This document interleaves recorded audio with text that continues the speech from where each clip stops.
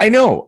It can be difficult to deal with emotions and wrap your head around some stuff, but you have to, for the sake of the people that you care about. You have to sort your shit out. And not to justify any kind of double standard, because it's all hypocrisy, but I'm just saying, like, it's probably just one of those natural things that are, everyone's guilty of it at some point. But You put a lot more weight on your observations than on someone else's explanation of their observations. Like this whole idea that men are going to beat you, so you must lie to them, is Mm-hmm. it's like pervasive in culture. It's to the point where if you challenge that, you're an asshole.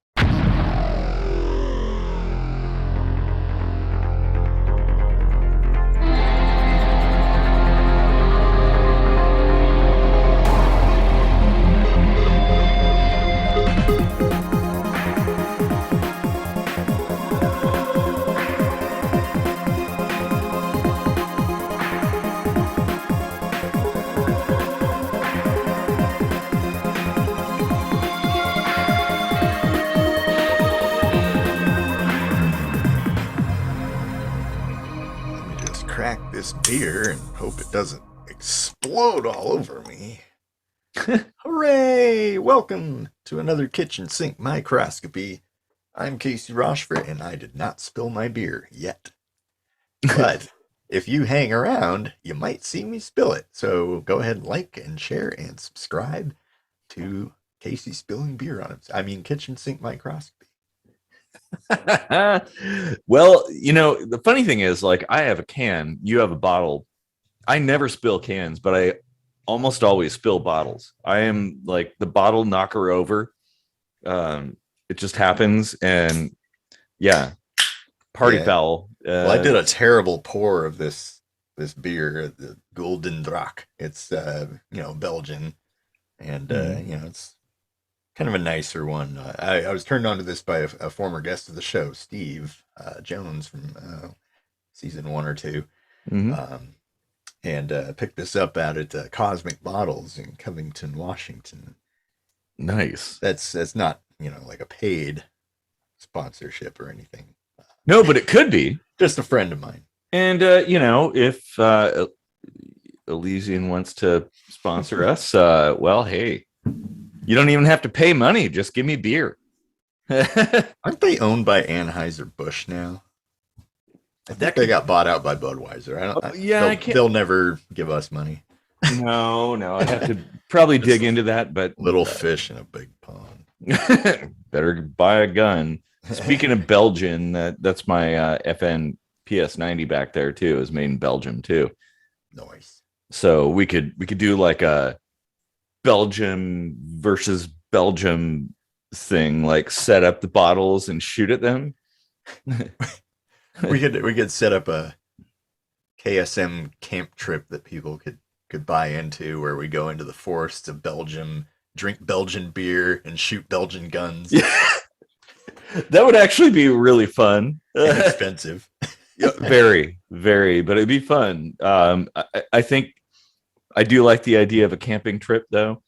Oh yeah, I just realized, like, so I'm Eric Rosenblatt, and at the end of the video, there's going to be a new song timestamp down there, because we write our own music, and it's available all over the interwebs, iTunes, Spotify, and such. You can go to our website, ksmvidcast.com. That's kind of the hub of everything and sort of the backup. If YouTube completely annihilates us, if they just nuke us into oblivion, well, that website will still survive. I've made sure swag like that or like this. Exactly. Yeah, we got all kinds of cool stuff. Got to do some more, but anyway. So, well, what do you want to talk about today, Casey? Well, I saw something online that kind of got me thinking. It was about the typical scenario where a girl says, I I can't be in a relationship right now. And then, a week later, she's in a relationship with someone else. And the rationale behind that is that all men are just going to freak out and, beat you if you don't want to be with them. So you better just lie to them. And I I see lots of problems with that, but I also just thought that we could riff off of the idea of a double standard, Yeah, yeah. That's a good idea. because that goes two ways in a lot of scenarios, really. Well, yeah, especially because here's the thing: if guys did the same thing, lied, because the same sort of justification. I think they call that catfishing, don't they? Well, it's sort of when you pretend to be someone you're not is catfishing. So maybe you have like some filters, or in a way, saying that you're not ready for a relationship is pretending to be someone you're not too. Yeah, yeah. So I would call that catfishing, but it's just okay with girls, but not okay if guys do it. Well, yeah, and that I guess is the thing, is like if a guy did the same thing, then oh well, they're there's some kind of liar or untrustworthy or something. But if I do it, then well, I'm just trying to protect myself and things. Yeah. Like, why not just be honest? What's wrong? Right. With saying what you feel? There's a difference between sparing feelings and being tactful, and outright lying.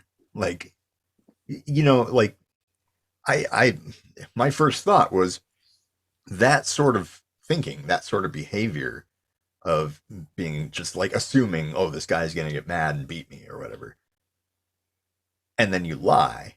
Well, that's, going to piss him off and kind of perpetuate the very behavior you're trying to avoid. Like, well, yeah, you're right. And in fact, that would kind of like in a person's mind sort of justify retaliation, versus if you're just simply honest. Yeah. It's really hard to justify any kind of response. It's like, oh, well, you're just saying how you feel. Like, hey, you know what?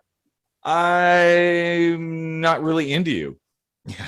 Like, that's okay. If you're punished for something you never even did, I can totally see like the primal natural urge to be like, well, I might as well do something that deserves that kind of treatment, Yeah, yeah. And that just, and then of course, if that happens, then there's this kind of like, oh, why did that happen? Oh, I didn't deserve that, or that was unjustified. And it's like, well, but you were dishonest to begin with, not up front. Or I mean, obviously white lies, right? You can, like you said, be tactful, diplomatic, I guess, maybe not necessarily be so direct with people, because that can be really hard on people's feelings. If you're like, you know what, I think you're ugly, that's a shitty thing to say.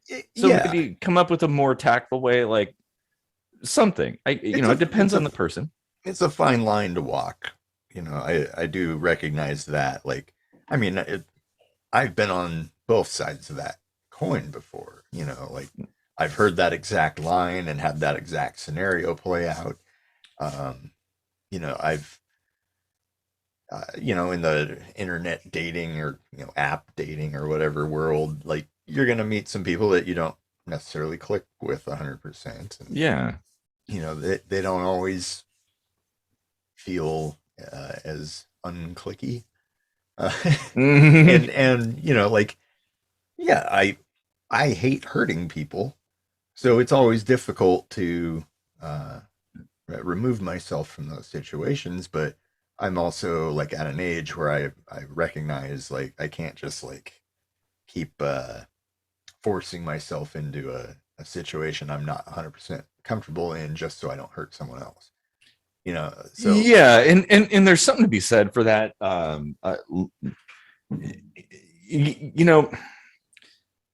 if you go on a date or a couple dates or something, and you're kind of like starting to get the feeling like, this just, I don't think this is going to work out. It's better to be upfront and honest early, and when people haven't developed feelings and attachments, rather than kind of like string it out over the course of time. Granted, there's an element of, I guess, self-deception or something where it's like me. I want to believe, right, with aliens and stuff like that. So it's like, when there's a person, it's like I would hope that it could work out, and maybe it can. And in my experience, it does sometimes, but not all the time. Yeah. But if your spidey senses are telling you, the stars don't align, like, it's better to cut it out early rather than wait, because it gets harder and harder the more time goes by. Now, it kind of depends, I guess. Like in my world, people tend to, in the poly world, people tend to be friends even if they break up or things don't work out. It's like, oh well, but there were some things that, there's some positives. We should stay friends. It doesn't necessarily play out the same way in the monogamous world. It's kind of like, well, if it's over, it's over. You burn bridges and you never talk to the person again. I mean, certainly not every poly breakup is going to be amicable, just like not every monogamous relationship is like burnt bridges. Well, that's true. No, you're right. It tends to be more acceptable to stay friends with somebody, like an ex. I can see that because you've got that infrastructure already in place of, because that's a large part of what drives, breakup disdain, is that element of jealousy or wondering what they're getting up to and if it was going on before they broke up with you and all that stuff. Like, yeah. But I mean, we were gonna talk about double standards, so like, yeah, we're kind of moving toward poly here. Well, no, I'm just as an example, I guess, Mhm. kind of some thoughts. I mean, that exact thing that you were talking about, I had happen to me back in the 90s. This girl that I was really into might possibly be a girl that I'm still into. She was single and we were hanging out and stuff, and I sort of asked her if, well, not in, so in a much more complex way, like if she wanted to go steady, I guess, right? That kind of thing. I mean, it was the 90s. And she said the very same thing. She said, I'm not interested in dating anybody right now. And then like a week later, she was seeing somebody else, like a new person. And come to find out later, it was more that she didn't want to be with me because at the time I was kind of depressed about like not having a partner. And so to her, that felt very, I guess it was like unappealing and stuff. But then after she started seeing this guy, like I started seeing this girl, and things changed. Like my attitude and demeanor changed, and all of a sudden, well, I'm like super attractive again. And so it's like now she's interested in me, but now it's like, well, I've met somebody, but I don't know. Anyway, just saying, like that what what you'd mentioned in the beginning kind of rang a bell, Yeah. I guess. And and of course people are probably sitting here like fuming, being like, "Oh, they're guys, calling out women for something." And like, of course guys do fucked up shit too. Like the one of the biggest double standards has got to be the whole I want you to screw me, but if you screw anyone else, you're a slut sort of thing. Like, Oh yeah, well, and that is a thing in like in the poly community that's fairly common. Is one partner, they're they're okay with themselves seeing other people, but when it comes to their partner seeing other people, well, can't that suddenly there's an issue yeah, there. But it's like, well, that's a total double standard. And I know it can be difficult to deal with emotions and wrap your head around some stuff, but you have to, for the sake of the people that you care about, you have to sort your shit out. yeah. I mean, the idea of monogamy is something that we constructed as a human species. So Yeah. when you take down what we've constructed, when you deconstruct that facade and you move into that poly world, you still have the human nature. You're still going to have jealousy. You're still going to have like all these totally natural, totally okay things. Like they all serve a purpose, and you're basically just removing one barrier. And Yeah. I mean, those are things that are millennia in the making too. mm-hmm. Things that are, I don't know if they necessarily go into the genetic territory, but certainly that it's societal. Like thousands of years of societal construction built around this premise. It's pretty hard to break out of that, and because, well, the thing is, we're raised a certain way, like to think a certain way, and our experiences are built on the society that is, that has been constructed around this premise. And so, if you're trying to buck the trend, I guess, well, there's no tools, there's no education really. I mean, there's some books and some videos you could watch, but like, it's not really like something they teach in school. It and I mean, this goes into all kinds of different things, not just relationships, but like possessions and sharing in general, getting along too, that kind of thing. They don't really teach that either. Yeah. Um, I think, I don't know, maybe the double standard is in itself kind of a human nature sort of thing, that selfish or like self-protection sort of, what's the word, defense mechanism, yeah. essentially, like, and not to justify any kind of double standard, because it's all hypocrisy, but I'm just saying it, like it's probably just one of those natural things that are, everyone's guilty of it at some point, but Well, yeah, and I mean, I think human beings are inclined to look at the world from their perspective, and well, it's maybe, almost impossible to do it any other way. well, yeah, I mean, you put a lot more weight on your observations than on someone else's explanation of their observations. Yeah.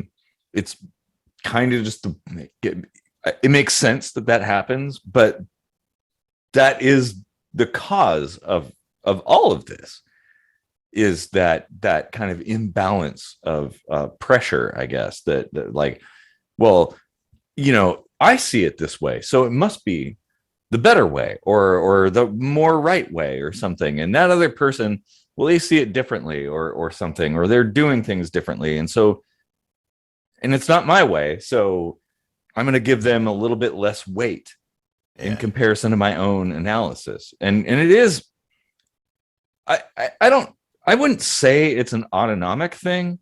I mean, to some extent, I guess it is, but I think a lot of it is cultural conditioning. It's a That, path of least resistance, I think. yeah, Yeah. yeah, exactly. Yeah. Because, like you're aiming to get something that's easier for you to handle. I think one of my all-time most hated double standards though is revolving around religion. Hmm. Like this idea that like if you tell me I have to do this, you're persecuting my Christianity. But like it's perfectly fine for them to expect everyone else to live by their moral code, Yeah, or be expected to. I mean, like, and that network feeds off of each other and grows strong. I mean, like that's the same with the first example too. Like this whole idea that men are going to beat you, so you must lie to them is hmm, it's like pervasive in culture. It's to the point where if you challenge that, you're an asshole. yeah, yeah. Which is a problem in and of itself because part of figuring things out and bettering ourselves as a species is challenge. It's asking questions. I mean, that's part of the scientific method. Like asking questions, testing things, like verifying things. We should be doing that. And if things can't pass that test, well, then we should discard them. But that is, yeah, that's a huge issue. That if you're one of the people who's like, hang on a second, well, now all of a sudden you're enemy number one, and that definitely, yeah, religion is guilty of that over and over and over again. Yeah. And I think in parallel with that too, like the state also does the same thing. Oh, definitely. Yeah. Like, Well, and this is do as I say, not as I do. well, exactly. Like there's an elite group of people who can do their own things, and then they dictate to everybody else what everybody else is supposed to do. Um, but they don't obey those rules. They expect everybody else to obey them, and that's a huge problem. And then you got other things like politics, where there's this typically like a dichotomy. You've got one side and the other side, and well, it's okay when our side does it, but if it's the others, well, that's a huge problem. I mean, you can see it all over the world, but like living in the US, I've seen it constantly where it's like, all right, we have the red team and blue team, the D's and the R's. So the D's do something and they're like, oh yeah, this is noble, this is a good thing. But then when things flip and the R's do it, they're like, oh God, they're trying to destroy democracy. Like, but it's just the same fucking thing. Like it really isn't actually that different. And oh, that drives me up the wall. Like, oh, you either have a set of principles or you don't. Like, you have principles that should be universally applied if they're just, if they're correct, regardless. I mean, if they're correct, it doesn't matter who's employing those actions or whatever. The principle should stand firm regardless of who's doing it. But if it's conditional based on who's doing it, well, then the principle's irrelevant. It doesn't mean shit. Like, if what was it? Wasn't Richard Nixon quoted as saying, like, if the president does it, it's not illegal? And I get not wrong. like, yeah, I mean, I get the point of what he's saying. He's like, even if it's illegal, if the president does it, he can just, or she can just do it. Yeah. Doesn't matter if it's illegal or not because they're the president, which kind of makes you a king, by the way. Oh yeah. Thought we got away from that. We saw Trump pulling that card all the time, like, oh, you can't, like do this to a sitting president. And it's like, well, why? Yeah, exactly. Like, you're supposed to be a citizen like the rest of us. And they should be. Otherwise, all that stuff doesn't mean anything. Yeah, it's like they tell us nobody's above the law while they're putting somebody up here above the law. Yeah. Well, and in fact, you've heard the term international law, right? Yeah. And how people all over, in particular in the US, they're kind of like saying all the stuff between Russia and Ukraine. They're like, oh, this is war crimes. Oh, they're doing all this stuff. And invading a sovereign free country and stuff. It's like, but wait a minute. I'm old enough to remember that the US did that like many times. I was born during the Vietnam War, right at the tail end of it. What are you talking about? We've done that since you and I have both had gray hair. Well, yeah, exactly. But here's like, it's been said that if international law mattered and was applied correctly, then every US president since World War II would have been tried, convicted, and hanged for war crimes. Every single president. I believe it. And that's legit. Just like all you have to do is go to Wikipedia, look at the US presidents, click on them, and then look at that timeline and see what was happening. Atrocities happened. Like the Iraq War was one of those. Like there was no provocation, there was no support, and international law was violated. And to my knowledge, the only country that when they put it up to a vote to be like, hey, is this legit? The only country that said no was Yemen. And then Yemen, one of the US officials was like, well, that was the most expensive vote you've ever cast. And they canceled a bunch of contracts, canceled all of the US, like $70 million of aid money that the US was going to give, like fucked up some contracts between Saudi Arabia and Yemen, whole bunch of things. As a punishment, because Yemen had a fucking soul, like they had a conscience, and it's like, but that's the thing. Like we claim to have these standards, the international law, right? The way you conduct warfare and stuff, and yet nobody abides by it. They just do what they want and stuff. And there's no punishment. There's no repercussions for violating that. It's like, well, so essentially, in order for there to be a punishment for violating international law, it requires the blessing of the US in particular, because the US kind of reigns supreme in that regard. So it's like, well, the US can just kind of do these things like Syria, Iraq. I mean, go all the way back in time. I mean, Korean War, like I don't know much about whatever went on in Syria. That was in the 90s, right? It's still going on. Right, but like when we got like that was a Clinton thing, right? Like yeah, or am I mixing it up with some other country? But Syria, like as we know it today, sort of happened during was it Obama possibly?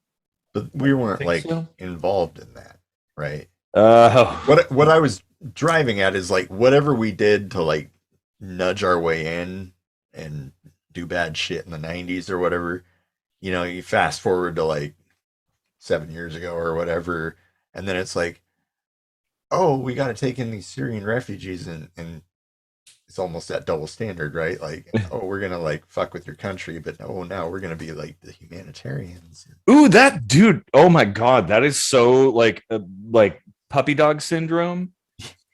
Yeah. Like, oh, we're gonna bomb the hell out of your country and destroy everything. Then give And you oh like some money.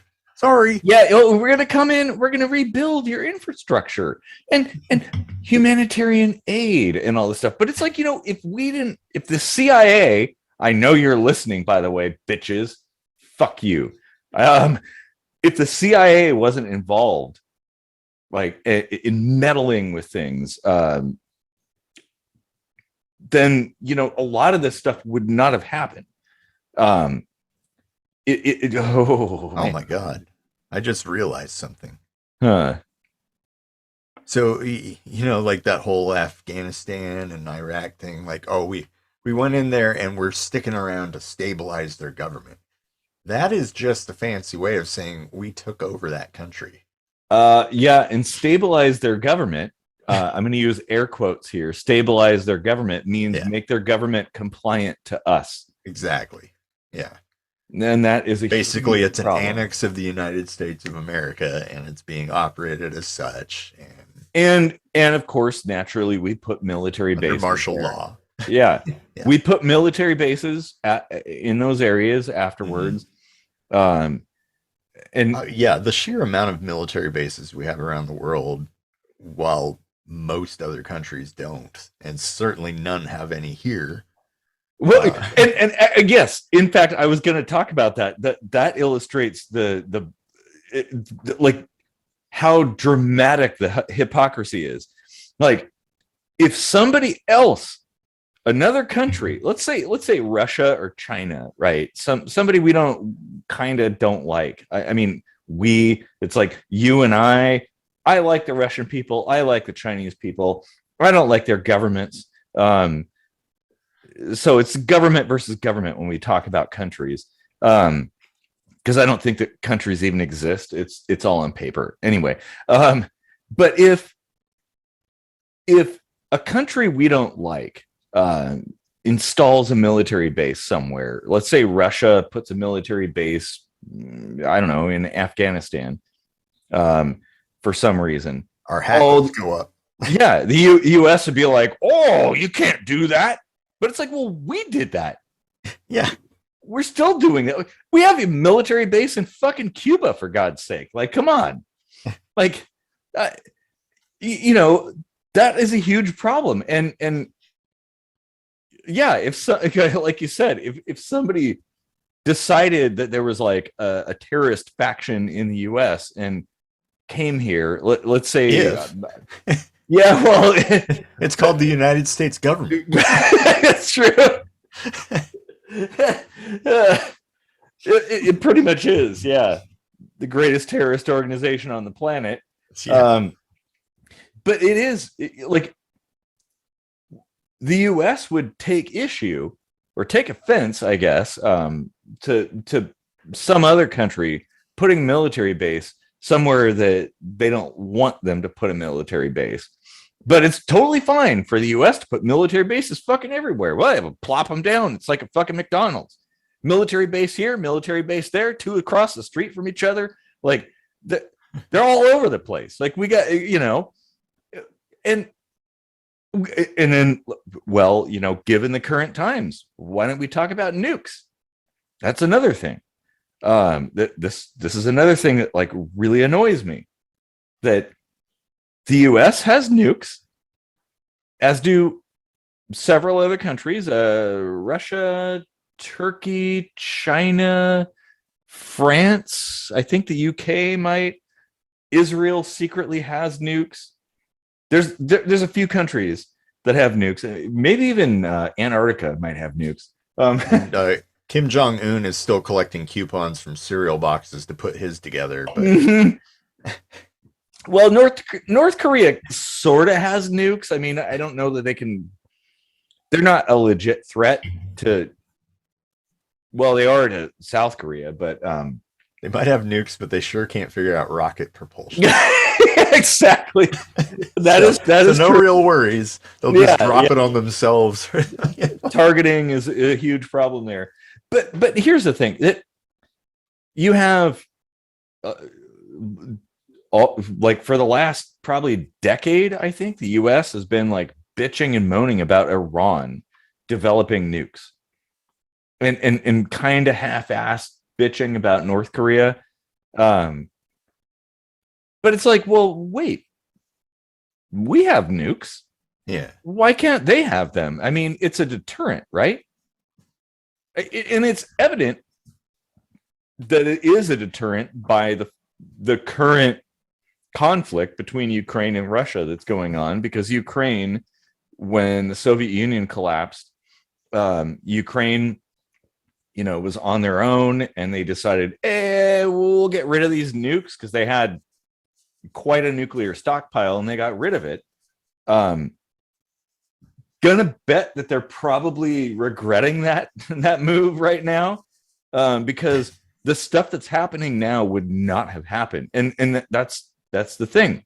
The reason NATO is not interested in engaging Russia in a big military way is because, well, the MAD doctrine. They have a lot of nukes, including things like the Tsar bomb, which is the most terrifying weapon ever. And you got to think about their motive, though. Like, they want to take the land. So if you wanted,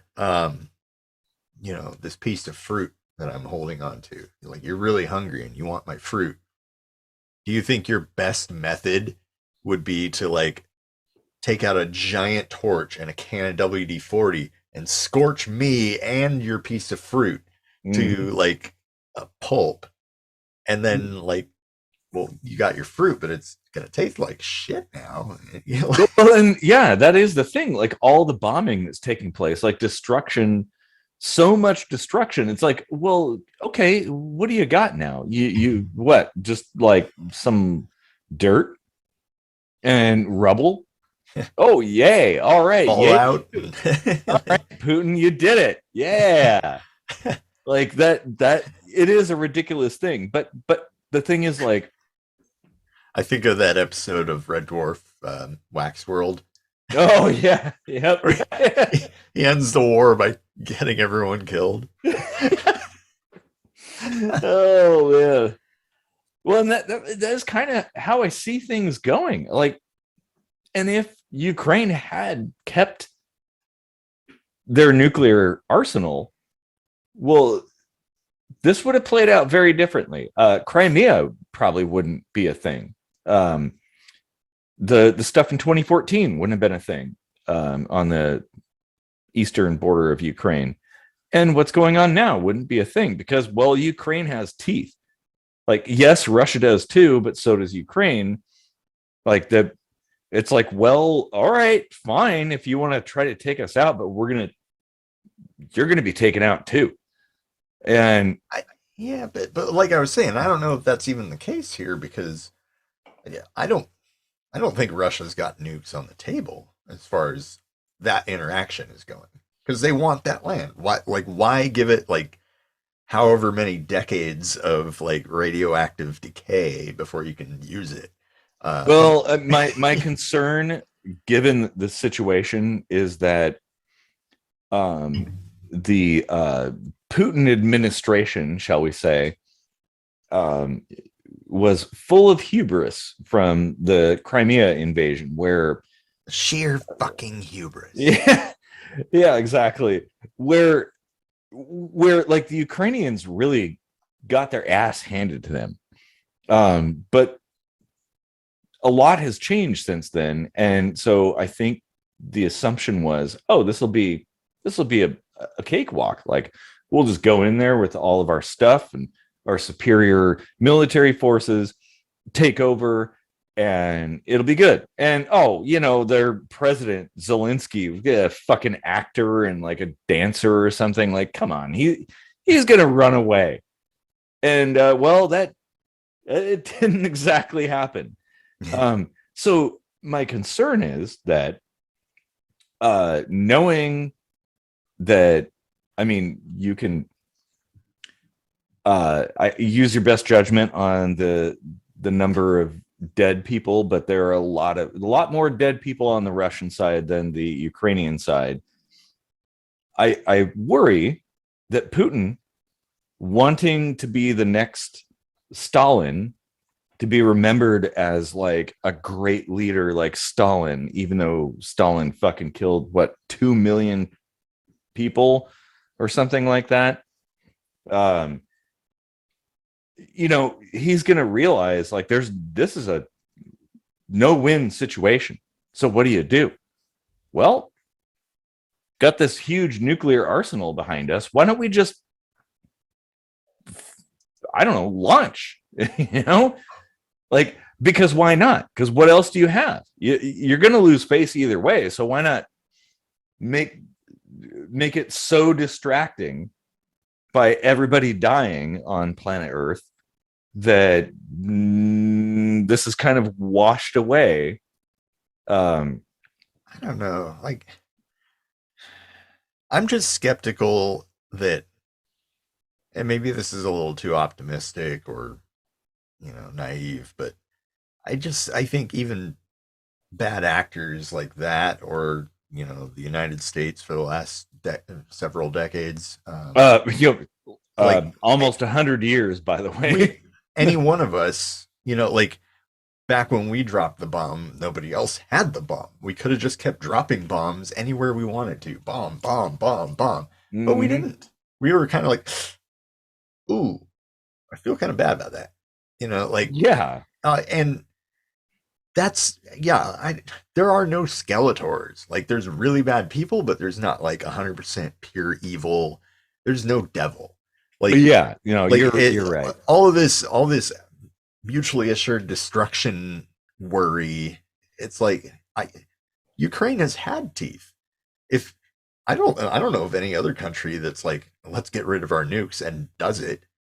Like that takes balls, and it's a safe bet, honestly, if you ask me, because I think most people aren't going to take it to that level. Yeah, that's true. I mean, that would be dumb. Well, yeah, like really dumb for sure. And it would also be dumb to initiate a nuclear war. That's what I mean. Yeah, my hope is that it doesn't matter who's in charge of things. I mean, North Korea might be an exception as far as like dictatorial power, but even Putin, he doesn't have total control, and that's a big country full of a lot of people, a great diversity of people. Yeah. Even if he said, we need to launch nukes at country X or whatever, I don't think anybody would actually carry out those actions. And in fact, such a decree might be the initiating factor behind a military coup where the military takes over. And I'm honestly, I've been waiting for this, because when all this started, I was like, oh yeah, military's taken over in like a week. Like I was 100% certain that was going to happen, and I'm kind of shocked that it hasn't. But now that more and more people have been killed, and I mean, it's getting more difficult to disguise the deaths. It's going to be harder for him to maintain control of that situation. And I think even if he said, hey, let's do it, there are going to be people who are going to be like, nah, it just won't happen. They're going to be like, no, we're not going to do that. This is your thing. You failed. Nah, that stakes are too high, essentially. Yeah. I don't know, the media kind of skews things. Like over the weekend, I was talking to somebody who's actually from China, and I was like, what's going on in China and Taiwan? Nothing. Like, yeah, like it's not really a thing. Like, So like we've been worried over, just what we're told to worry about. But I mean, speaking of China, though, because I want to bring this back around to double standards before we get too political. Well, we do tend to get into the weeds, which Yeah. is kind of our thing. I think this is a huge double standard too, and this kind of speaks to cancel culture in a way. So if I generalized you and it's called you like white dude, right? Like, doesn't that feel like you're being dehumanized, or like your personality is being just cast aside and you're being painted with one color and one Yeah, brush? and that would be no different than if you called me like Negro or something and reduced me down to like just one thing that has nothing to do with my personality. Yeah. And so taking what I just said about the media, and in this case, let's consider the media as just the masses, even. Okay. Just if you take what the masses are saying and apply it without any critical thought or observation of your own, uh essentially going with the squeakiest wheel, then you can get into some real weird double standards because take the Asian countries, for instance.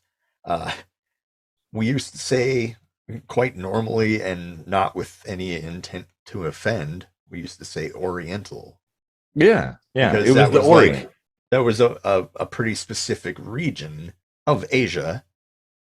And now we've had people come along and tell us, you're offending them when you say Oriental. You shouldn't say that. Say Asian. And it's like, oh, now you've just generalized them even more and lumped them in with people that live in Russia and are white as white, and people in India that are like, like super dark skin and very different, like almost a mix of Western and Eastern language and characters, and like you've mixed them all up and called them all Asian.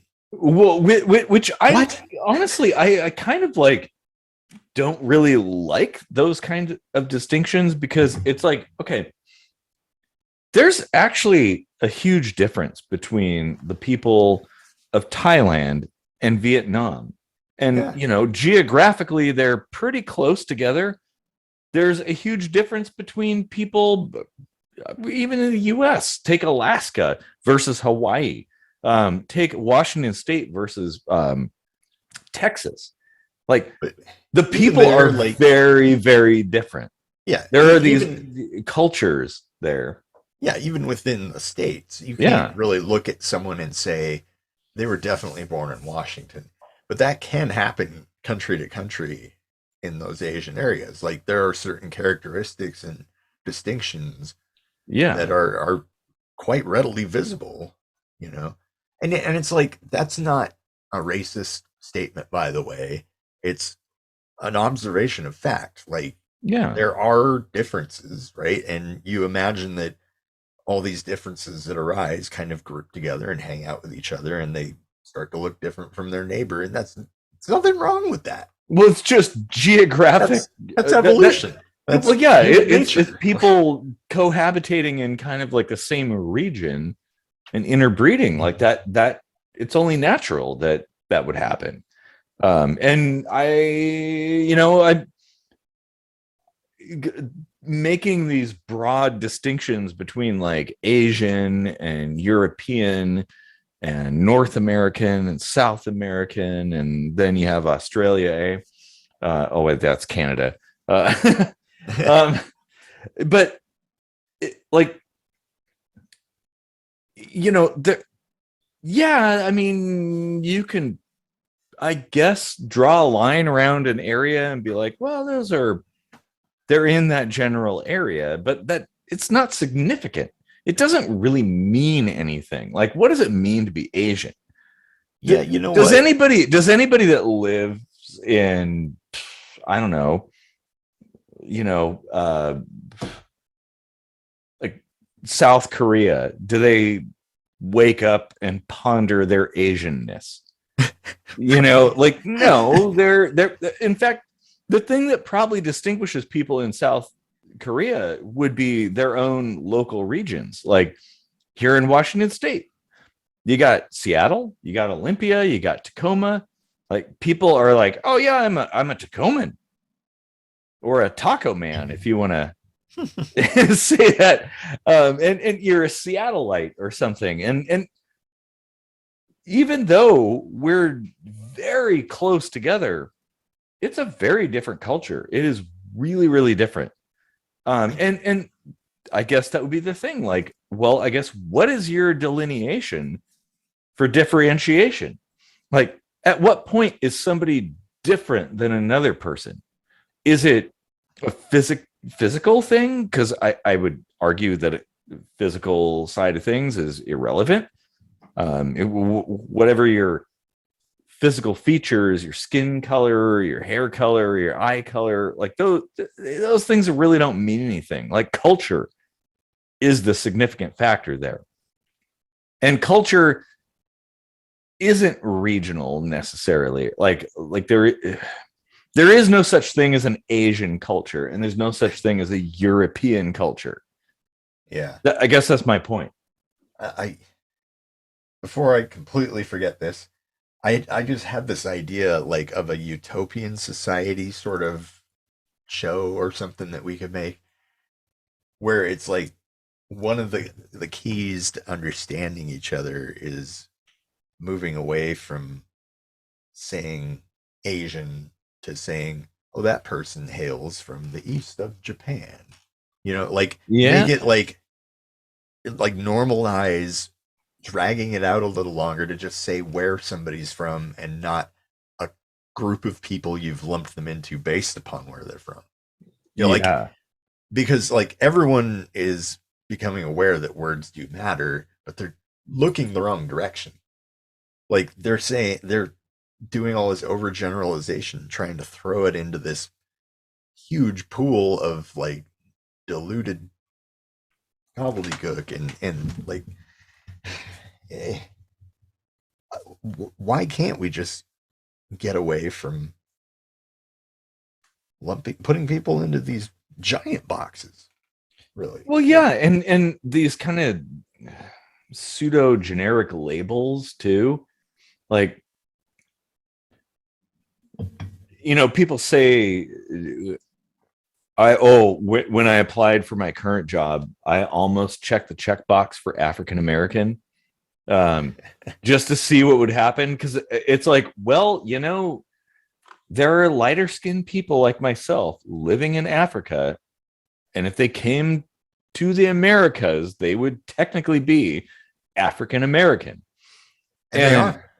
Yeah, They do qualify as such. I've known. yeah. But somebody would, you know, in an interview, somebody would be like, "Wait a minute, you're white," and it's like, so I came from South Africa. Like, yeah, it's funny. African American. That kind of thinking is more racist than the shit they're trying to shoot down. It really is, and also like the idea that all black people are African American.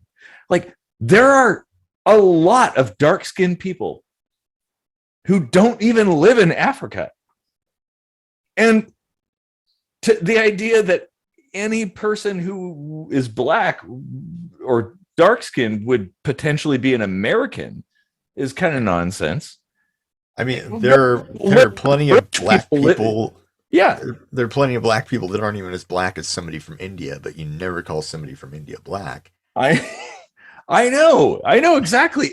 Like, so all this, I guess my point is like, it's all bullshit. Like none of this matters. Like culture does, you know, culture matters, you know, language matters. Obviously, if you can't communicate, that's a problem. Mm-hmm. But it doesn't matter what you look like. I don't care if you came from space. Like well, I guess at that point you probably wouldn't be human. But we're all humans at the end of the day, and we should be ignoring I think the best way for everybody to get along is to ignore, to the best of our ability, those physical differences, because they really don't matter. It it it doesn't. Like, I mean, and I would ask the question, like, if you think it matters, tell me how. How does it matter? Why? Yeah. Why does a physical trait matter? And the fact that others may potentially judge somebody based on that factor is not a reason. Right.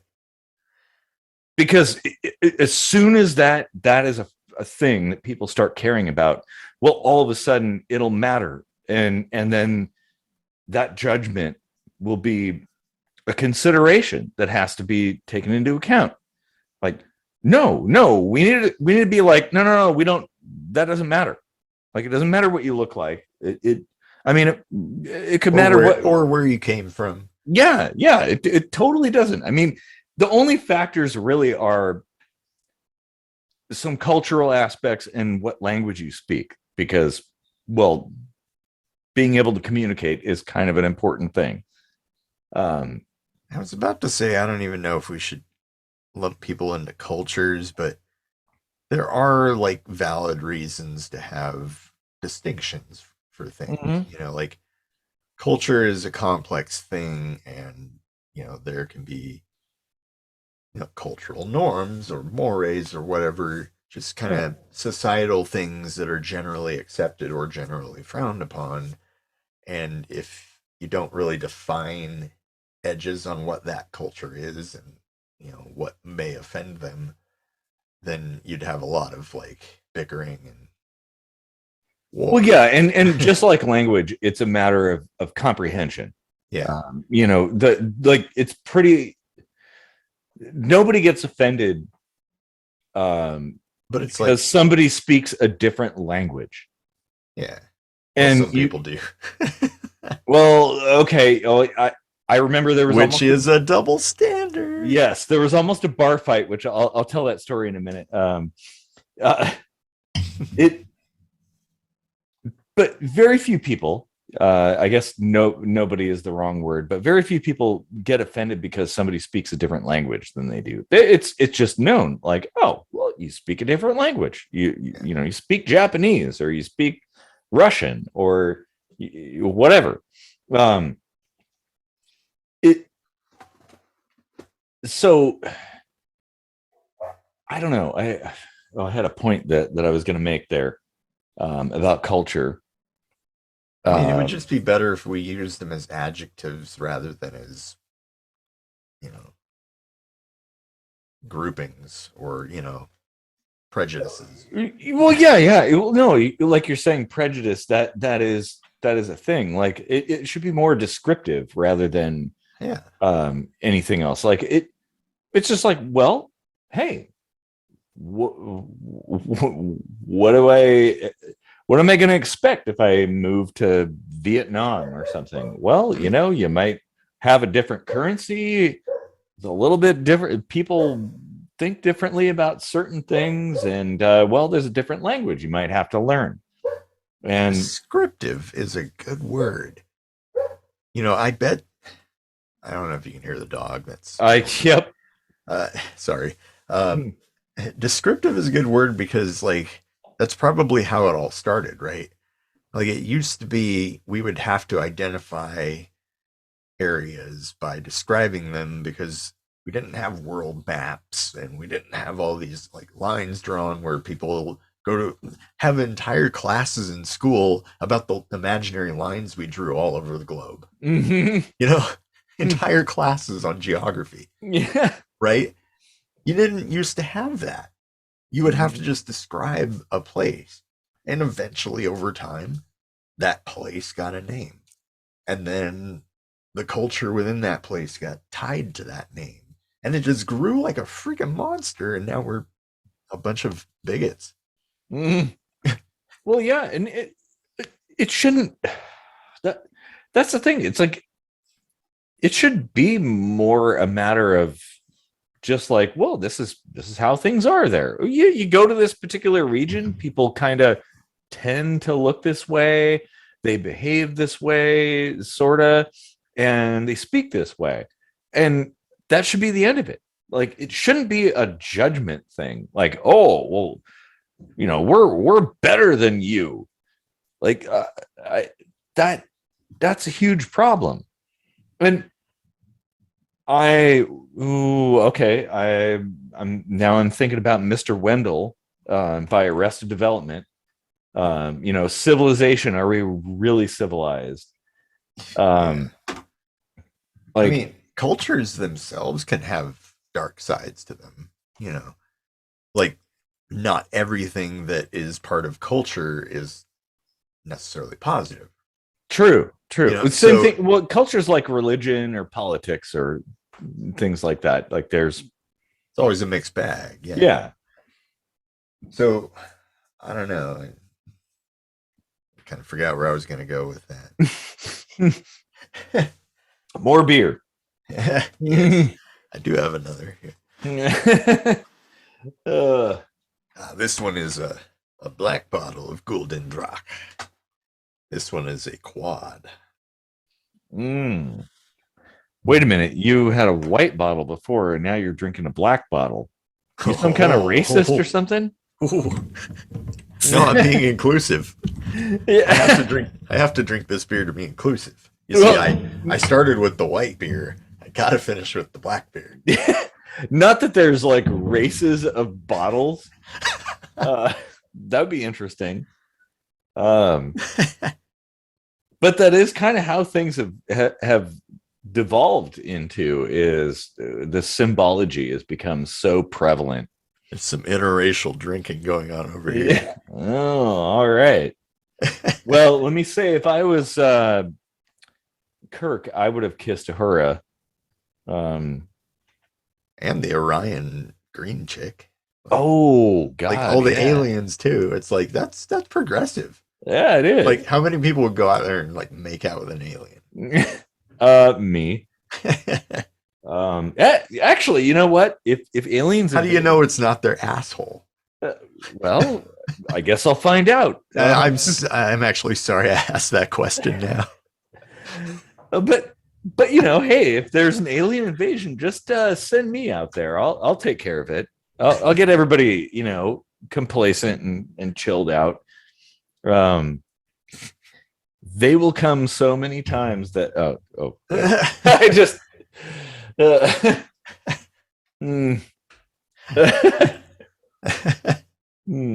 What if the second coming of Christ was just something that somebody overheard as Jesus was around the corner of the rock with Mary Magdalene?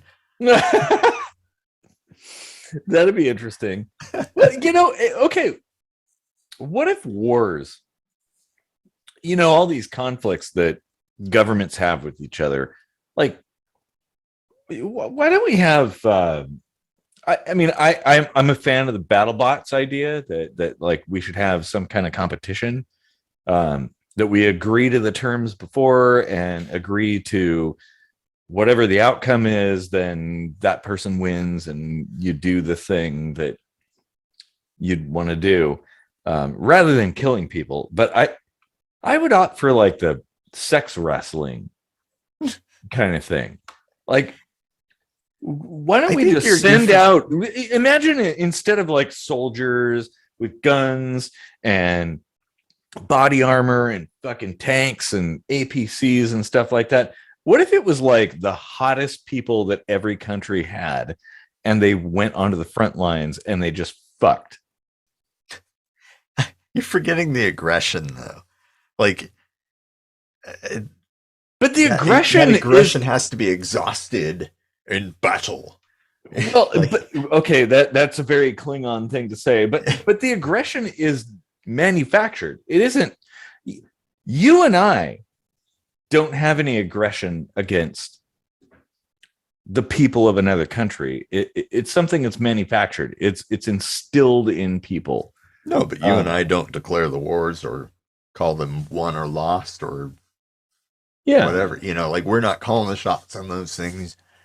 So we're not really beholden to them, but we're also not going to like change them. Like if we all went and, like screwed Russian girls right now, I don't think we'd be achieving anything patriotic. I I'll sign up for that though. Just saying.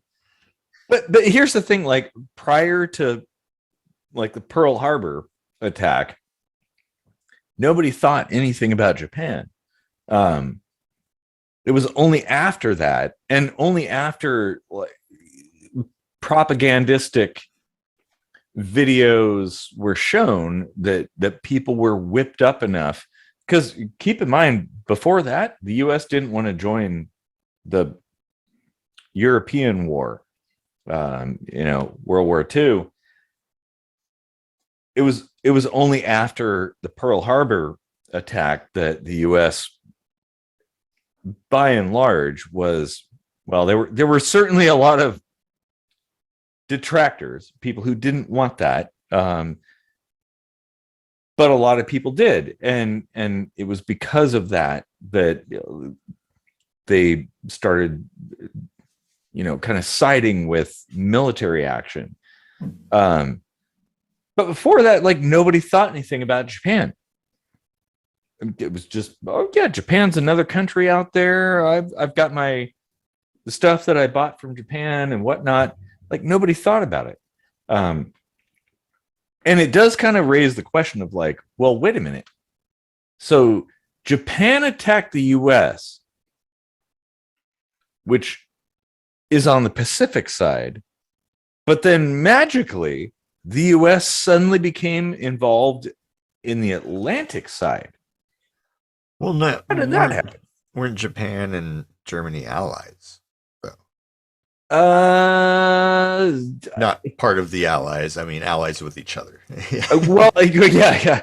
I think we'd have to ask Powers about that, but yeah.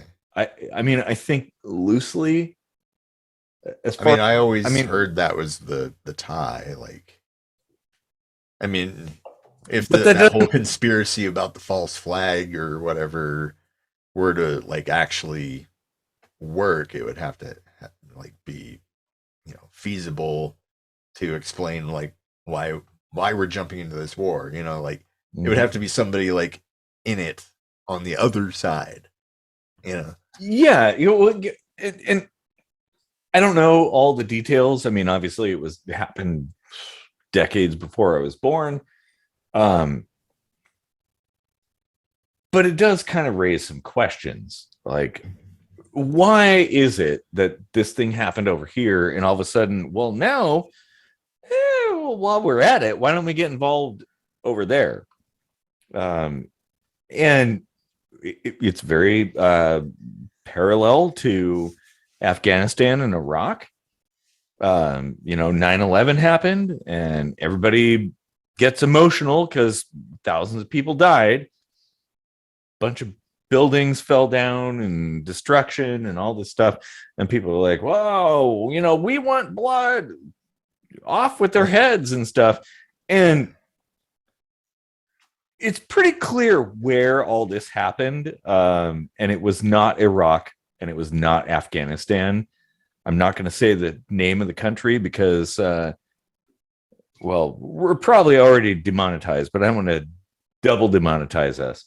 But so not aware of this conspiracy. So the US, moved into Afghanistan to go after the bad guys.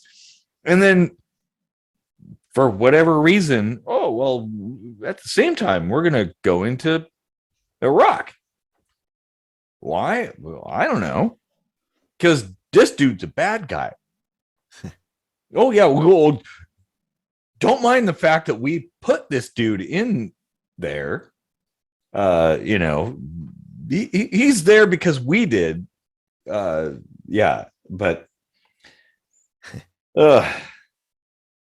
it's yeah. And then you got like the double standard in the. I don't know if it's a double standard, but like the phrasing allies and axis. Words like the axis of evil and all this stuff.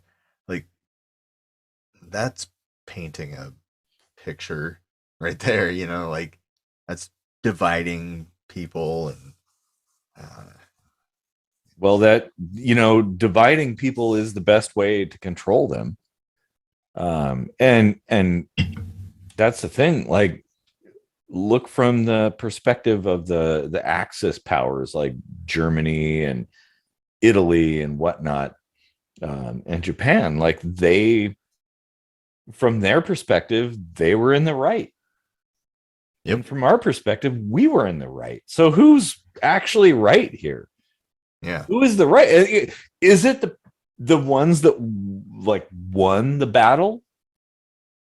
Is that what makes somebody right? Like, what happens if what would have happened if Japan just totally obliterated the US and took over, and now we're speaking Japanese in the US? Would Japan be in the right? Like, what if everybody in England was speaking German because Germany took over? I mean, it's like, how do you know who's right? I would argue, I guess, the way to know what's right is the person who's not trying to sell you something. That might be a tell, I think. Nobody's right. Yeah. Well, that's in war. Nobody is right, Yeah. and nobody is the winner. Like, I mean, there's countless documentaries about things like the Gulf War, the Korean War, Vietnam, World War II, World War One. Oh my God, World War One was probably the most senseless war. And there's plenty of information about what's going on with Ukraine and Russia. Soon to be something else. I hope not, but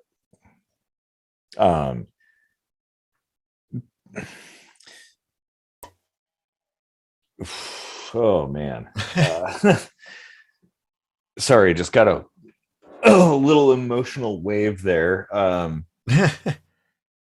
But the current state of things does feel a little bit like the prelude to World War One, where there were a bunch of state actors who were sort of poised to do something, and we're just waiting for the moment to do something. And what was it? Franz Ferdinand, I think, was assassinated, and that was the presumed kickoff of World War One. And then everybody's fighting in trenches and shooting machine guns at each other and lobbing bombs day and night at each other. Like, for what? Why? Like, that's actually, I'll say to any soldier, ask yourself why. Why fight? If it's for the state. Yeah, see, this is the reason, like, you can't ban guns. Like, once they're made, they're here to stay, because, like, nobody's gonna be Ukraine. Nobody's gonna put their guns down and assume that nobody's just gonna come and take advantage of them. Not in the level of an entire country, like pockets of people, like myself, like I don't see a reason to get a gun, and from your perspective, I'm like at a disadvantage. I can be overtaken quite easily, but it's like I could be overtaken quite easily anytime. No matter what my perceived security blanket is or how much of it I have, I can be taken advantage of at any time. Everyone's got a weak spot, like, yeah. I look at, we'll all find a way to take advantage of that in other people. Sure. And I look at guns as tools. I mean, guns are fun. Just saying. Maybe we'll have to do a KSM range video. But yeah, I don't Shooting at kitchen sinks. Yeah, exactly. Oh, that'd be so cool. I don't presume to think that like that's the end all be all of everything. It's more for the here and now, for smaller conflicts, like somebody breaking in my house or something like that. Okay, wait. Hmm. If we do a kitchen sink microscopy gun range video, we got to call it kitchen sink my crosshairs. Okay, all right. Well, if we get enough thumbs up on this video, we might make that happen. That'd be cool. Yeah. How many puns have I made off of microscopy? Quite a few. Like, that's a lot for a word like that. That nobody can actually pronounce. I know. Like, we're the only two people probably on the planet that can actually pronounce microscopy. When it comes to marketing, we do everything wrong. But we do everything wrong in the best way.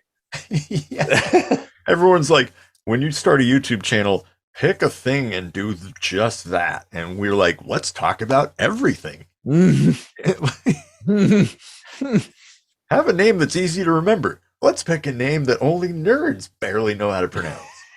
Exactly. Oh man. Yeah. Now where was I going with what I was saying though? I'm well, we always deviate. I like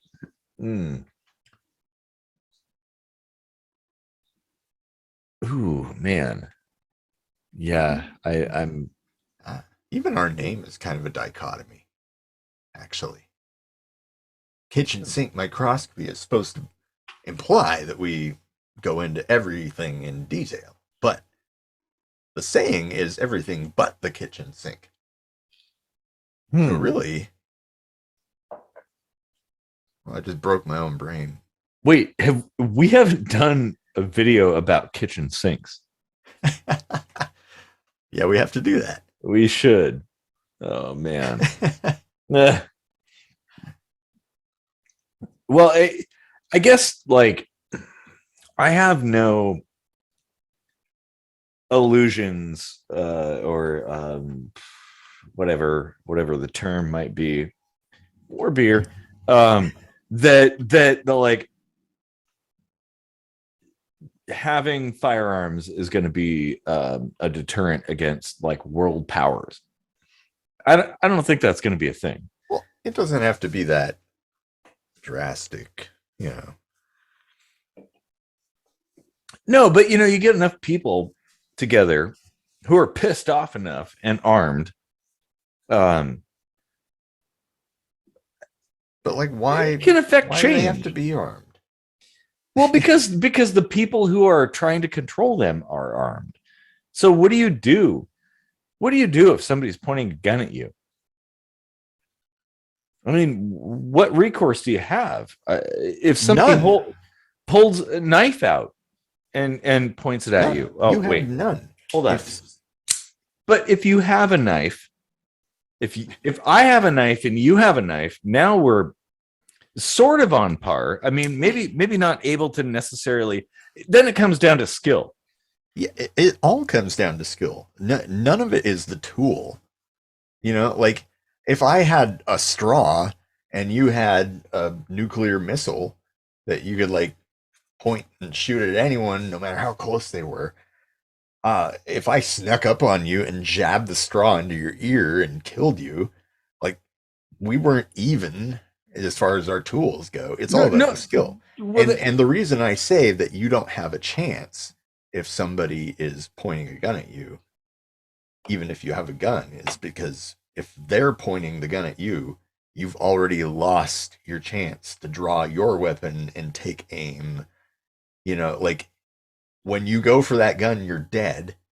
So you're not necessarily. Actually, you're either going to comply or you're going to rely on some other method of defending yourself. Well, yeah, and actually, guns are kind of a shitty sort of weapon, being a vector-based tool. So as long as you can divert the muzzle away from you, hopefully not in the direction of somebody else. That's the fourth rule of gun safety. You can avoid being harmed. That is difficult though. And I don't want anyone to get the impression that we're saying that you should try to wrestle a gun away from somebody in close quarters, because here's the thing. No. While the vector might be wide out here, the closer you get to be able to engage in hand-to-hand combat, like, you have to move that gun very far away from you very quickly where it's not going to hurt you. And that's very hard to do. The point isn't like, I mean, it's more like if you had no other choice. Mm-hmm. The thing is, I mean, it kind of comes back to the whole mad doctrine sort of thing. Having an eye for an eye sort of tool. And yes, I was trying to argue to experience. It comes down to experience, but oftentimes people rely on the perceived overbearing force of power rather than actual skill. So, if you had a knife and I had a gun, I'd be more inclined to think, well, I have the upper hand, right? I should, because you have a bladed close range weapon and I have a long range weapon. But that doesn't necessarily mean that they're on par, but it does kind of depend on the difference between skill levels. Well, and tactic or happenstance. I mean, like,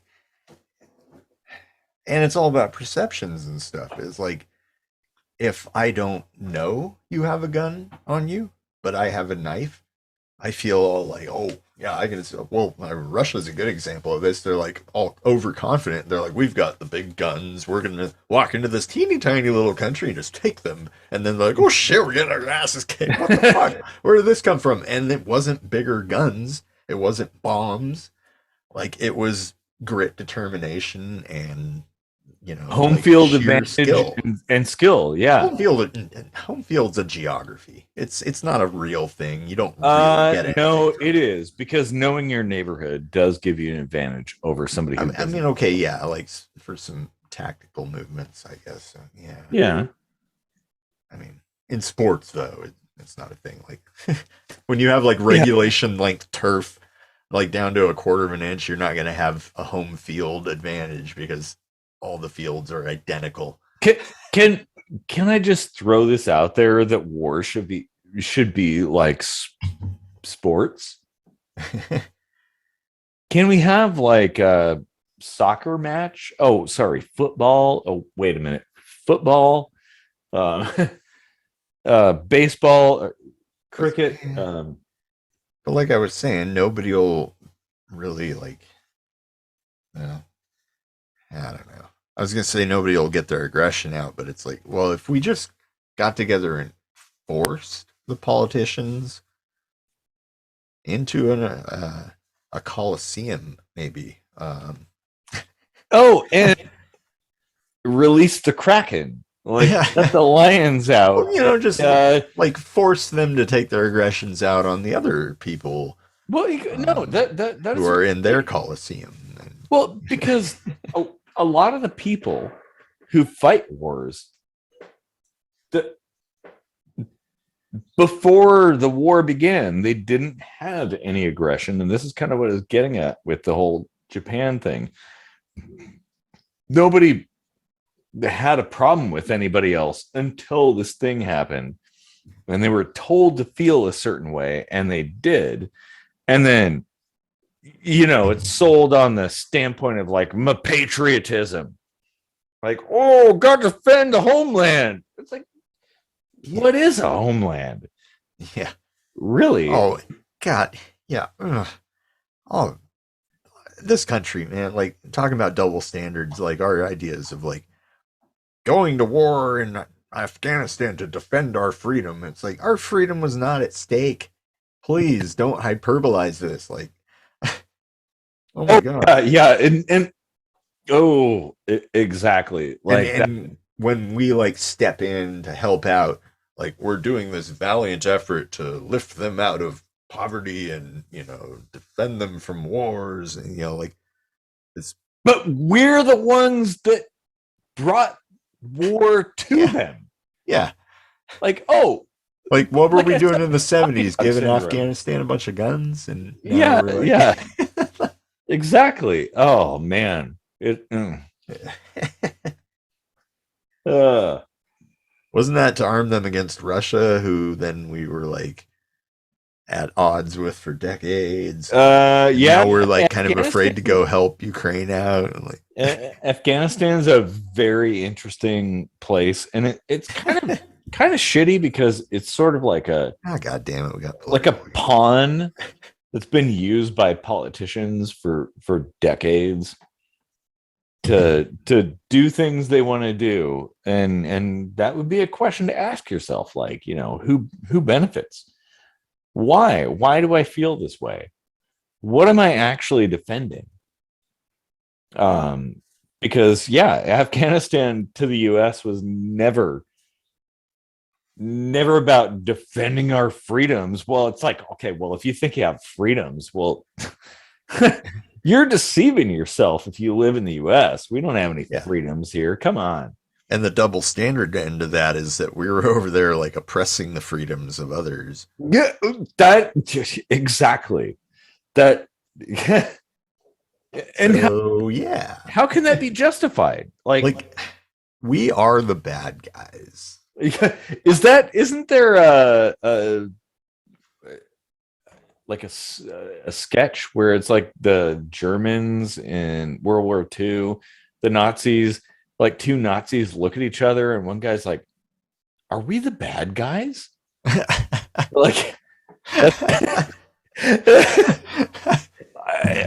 I mean, that's like a pretty telling thing. Yeah. I mean, I don't know how many people are like willing to say that out loud. But yeah, like if you look at it, and again, like you've said several times in this episode, like it's not the people of the country that are necessarily the bad guys. It's like you and me aren't the bad guys. When I Yeah, say we are the bad guys, I mean our government. the government. Yeah, Like so, forget about patriotism for a second. That should make you feel pretty angry.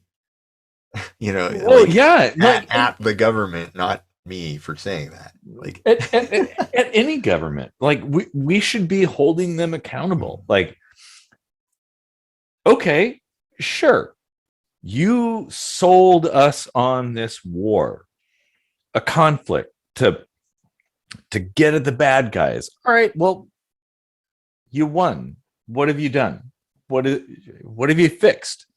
Like, oh, and then it's kind of, well, it's a bit of a conflict if you put the person in power that you're telling us is the bad guy that we have to get rid of because he's a bad guy. That's a problem. And that and that's something as a US citizen has happened time and time again. And I'm kind of done, honestly. Like I don't fucking care anymore. Don't tell me your bullshit. Like, whatever. Ukraine, yeah, I can totally get behind that. Like that's wrong. Um,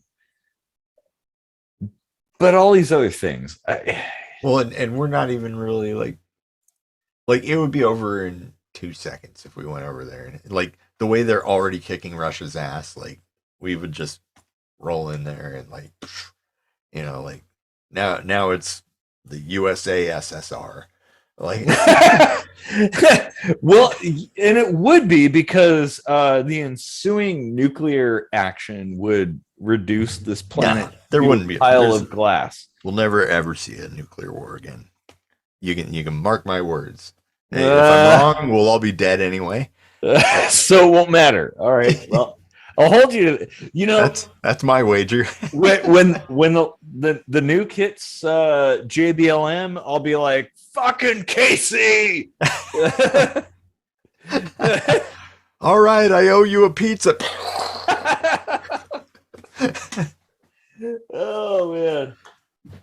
Well, and like I said, I don't think that would legit happen. And there are defense systems against that too. So I don't know. A Russia-US exchange of nuclear bombs would be difficult and problematic. My point is, if we were trying to sell people on the idea that we go out and help other countries that are being bullied, well, we're not really doing that now because there's no like interest over there for us, I guess. Well, from the US standpoint, there's no oil. Right, yeah. So 4%, and then our gas prices go up like 25%. yeah. So I have to say, one of the things that gives me the feels about this particular conflict, and kind of the way that I see the future unfolding, is that a lot of the Ukraine conflict has been it's like open sourced or crowdsourced. There's random people from, I don't know, like Well, half 100 countries showing up there to fight, and people giving monetary donations and things, and like they're just like, oh yeah, we'll do our part. There's no government compulsion or anything. It's just people, hey, I'm gonna go over there and I'm gonna fight. And well, I've got to say, I kind of almost wanted to do that myself. So I think that's the good side of like the next generation war, because I think that'll probably be the trend going forward. Because of stuff like social media, you can have like guerrilla media, like people actually there with it happening, showing you firsthand without any media spin.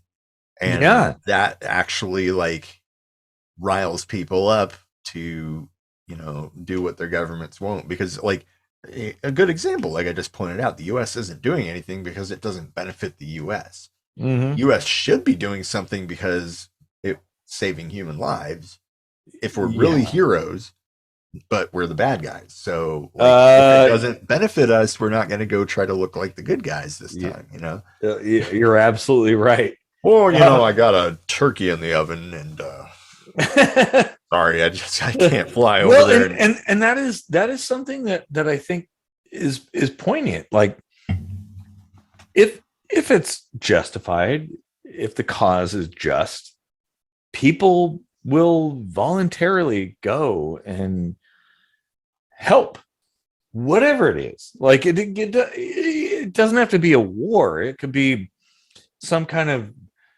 environmental catastrophe or something. I mean, there was just a big ass earthquake in Japan. People will go help, and they do, and that's the most beautiful thing about humankind, is how humans try to fix things. Like they rally together and do something amazing. And imagine if you didn't have to worry about money or food or shelter, how much more inclined would you be to go around the world doing things like that and helping people? Like everyone's so scared of this idea of socialism, but it's like if there were some kind of net holding everyone above like economic ruin, imagine how much freer your life would be to do the things you want to do, have hobbies, like travel, expend your time however you see fit. It's like so oftentimes we walk past somebody in need because we're in a hurry to get somewhere to do something that we value more than their life. Yeah, yeah. No, And that's all from the struggle of trying to fucking survive. It's like we are getting to that point of like post scarcity. I truly believe, yet we're clinging on to this idea of like profit and the Ferengi well, shit, you know? no, I think you're onto something there. I don't know how we went from double standards to socialism. Well, it's okay, and I understand a lot of the principles behind that, and I generally agree with what's behind them, um, and certainly helping people and stuff. But here's why I'm here's why I'm an anarchist, is that the things that cause that scarcity are governments. Like, money isn't a thing. It's not real. It's a fabrication. It's something that I do people agree with make that. up. Yeah. Yeah. Like, it, I mean, yeah, resources are limited. But money, like, especially here in today's age, it's fiat currency. We got to be honest with that. Um, Credit currency, I think, is technically what it is because it just appears out of nowhere and stuff. And yeah, well, the general term is fiat. I mean, whatever you want to call it, it doesn't actually exist. It's not like a thing, a tangible thing you can hold. It's like numbers in an account. Um, and somebody else decides the thing that everybody should be concerned about. But it's like, well, why? Why are we concerned about that? Why isn't our currency food or gasoline or something like that? Why is it the US dollar? And why do we even care? I still can't fathom why just since money is made up, I can't fathom why printing more money makes it less valuable. You know, Well, shouldn't value just be whatever is written on the fucking thing? Like, isn't that the point? Isn't that what we're told the whole time? Oh, well, that's yeah, worth $1 because it says $1 on it. there. Well, Okay, now $1 is worth something different. Like, okay. There is a factor. You're correct in that there is some kind of economics is external force stupid. there, but it is a supply and demand thing. At the end of the day, We it's got to like, do an episode on supply and demand because that's a bunch of bullshit too. uh, Like, it's a part of stuff, but it's like a small part. okay. Well, I'll simplify it then. All right. So imagine you live in Michigan, on the shores of one of the Great Lakes, and so Anyone got a there's papadon? yeah. So there's fresh water aplenty. You've got all the water you could ever want. Um, how valuable would that be to you? I mean, like, you can literally take a bucket and scoop out fresh water every day and drink it all if you wanted to. Well, I need it to live, so it's valuable. Yeah, but okay, we're it's getting into like a relativistic sort of thing. So okay, I mean, hear that. that's the, All right. if I have the water, I live. If I don't have it, I die. That's Yeah, but it's not you're relative, not but dealing with just yourself. You're dealing with other people. This is a dynamic system. So other yeah. people would like that water. Maybe you live on the water, they don't. I don't know. Like, imagine a scenario. Well, it is a dynamic system because the water replenishes from the springs or the creeks or whatever, you know. Okay, all right. So now transport yourself. Imagine a world, where you live on a small island in the middle of the ocean. So salt water, you can't drink it. There's no fresh water, and you have one bottle of water. How valuable is that bottle of water to you? Like you can go 3 days without drinking water. Yeah. So in the I mission, know where you're trying to go with this, but like, I don't know. but that's exactly how all of this stuff works. Like all of it work. It's an understandable system. Like I mean, yeah. Well, I don't want to like get too deep Yeah, beyond we're that. we're all over the place tonight. Hmm. But I mean, that is a thing. That's how value is subjective. It's not objective. There's no, well, if it would be objective, there would have to be some kind of dictatorial system saying, well, I hereby decree that the value of this is that. But it can't be because it's personal. It's like, what is a painting worth? Well, it just depends on whether it's a painting that you like. What is a meal worth? Well, for me, if it has onions, it's worth nothing because I won't fucking eat it. Um, if it's Italian food, I may be willing to offer up a bit more for that. It's all subjective, and that's how supply and demand works. I mean, well, okay, that's an oversimplification of that, but it always is like the I don't know. It feels like one of those buzzword phenomenons that people try to like they see patterns and they try to ascribe a name to it, well, put it into a bucket. call it, give it any name you want. The No, I fact mean it's is, not about the name, it's about naming something that isn't a thing necessarily. It just well, why isn't it a happenstance thing? or Well, why do I think that like a burger with onions is something I would throw in the garbage, but like a nice juicy cheeseburger from Dick's Burgers is something I would pay a bunch of money I'm for? not saying value isn't. I'm just saying supply and Well, demand isn't. supply and demand connects with value, but I mean, Because you're well, told that it does. no, it isn't because it's preferential. It's like I would rather have this than that. Like I would rather have that super expensive video camera than $900. Like, yeah, I could buy a lot of stuff at $900, but I wanted that camera. You might not want that camera. Lots of people probably wouldn't. They'd be like, well, I'd rather have a whole bunch of toilet paper back when toilet paper was scarce. And then again, like, why was toilet paper expensive? Riddle me that. It's easy to come up with these scenarios that like fit an explanation for supply and demand being the driving force behind everything. But like, if you look at other things and be like, you know what, there's a lot more driving that than supply and demand. People always point to, well, it's supply and demand.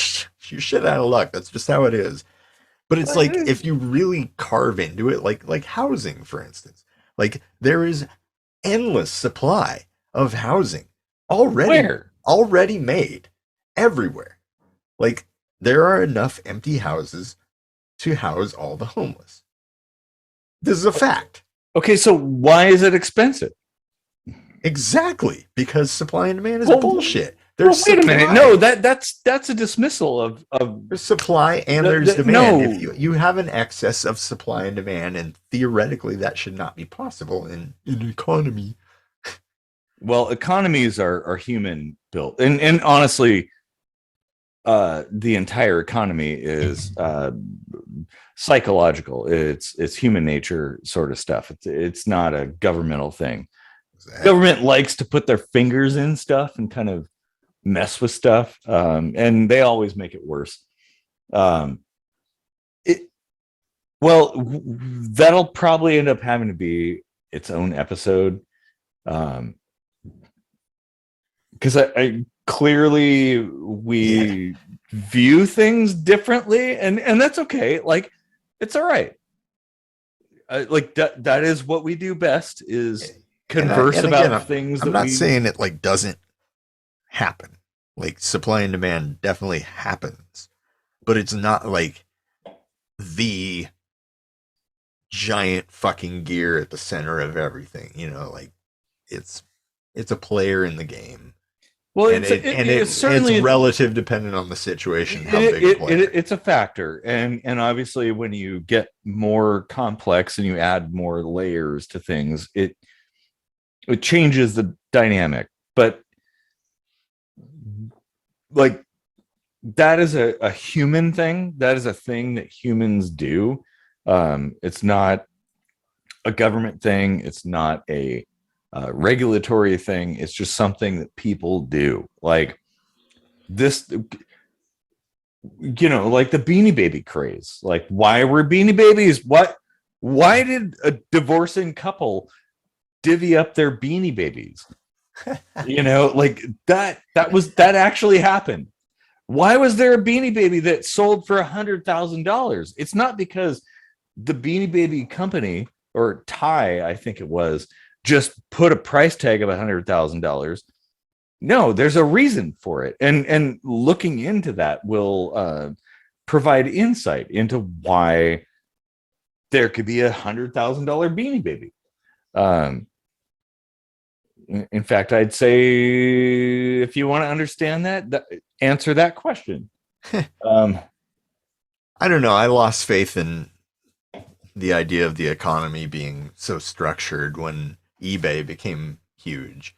And you would look on there and see like really expensive shit going for a penny, and like stuff that was like worth $100 and people were asking $11,999.99. You haul it and they have like 25 sold. And it's like, what the fuck is going on here? Well, I think the answer to that question might be money laundering. It was like it's more, yeah, it is more complex than that. The thing is, like, to understand these things, it's really helpful to sort of like dismiss the whole USD sort of thing. Like, don't look at things from dollars, because dollars don't matter. Dollars are made up. It's a fabrication. Like, and in fact, dollars are worthless, by the way. So don't worry about that. Actually, everything's worthless and also valuable. Like, it really depends on what people consider to be valuable. Like, it's a medium of exchange. It's trade. It's like a way of taking something you can't trade with somebody and converting it into something you can trade with them, that they can then convert into something that they want. Like, you can exchange in some format the work that you've done to trade, because that's what people do. People naturally, yeah, all you have to do is look at the prison system and the economies that crop up there. That's an interesting thing, like how that operates. I like economy. We should get a guest for that one. That would be kind of cool. Oh yeah, totally. Yeah.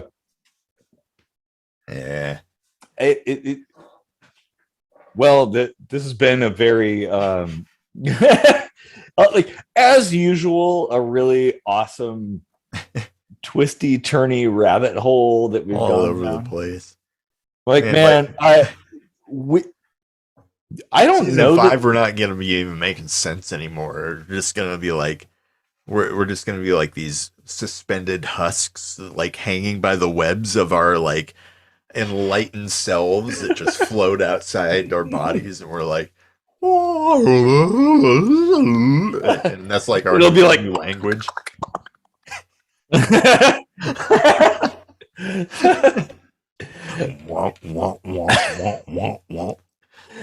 Oh yeah. Well, We've had a lot of beer. Yes, we have. But you know, I really enjoy the, like, I think it's awesome, like, our different perspectives on things, and like how we can kind of appeal to everybody and sort of like bring them together. And we have conversations that honestly I don't think anybody else talks about. Yeah. Nobody else, and honestly, nobody can like go from double standards to talking about economics and Although that might be kind of telling. well, Are maybe. economics a double standard? Ooh, yes. I will say yes. Yeah. Yeah. Uh-huh. Oh, Yep. hi, Floyd. Oh, buddy. Yeah, well, we have Floyd here. He's giving us our blessing. It's like, all right, it's time to wrap up, asshole. I know. Come feed me. That's enough, man. Had enough beer. Some people are trying to nap around here. I So I can know. have enough energy for my main snooze. oh man. Well, thanks for deep sink diving into double standards. And and everything else that we diverged into. I think there was we got into poly, we got into cancel culture a little bit, and, Russia and Ukraine, and then some other stuff in Russia and Ukraine again. Some other stuff will be war. Yeah, and then it's into quite the rabbit hole. Supply and demand and economics. I mean, God, we're all over the map. That's good stuff, though. Oh man, I wouldn't have it any other way. Word. Man, we've honed our craft the last 3 years, and we're gliding into season 4, tickling your tympanic membrane with our deep voices. Ooh, that's fucking sexy, man. I don't know what you just said there, but I'm probably the only guy that can make membrane sound sexy. Oh man, that'll be on my tombstone. Oh man, here lies Casey Rochford, the only guy that could make membrane sound sexy. Oh shit. Hell yeah. Well, if you're still here, thanks for sticking it out with us. We got Floyd. If you're still here, go hydrate. Yeah, exactly. But Floyd comes late, so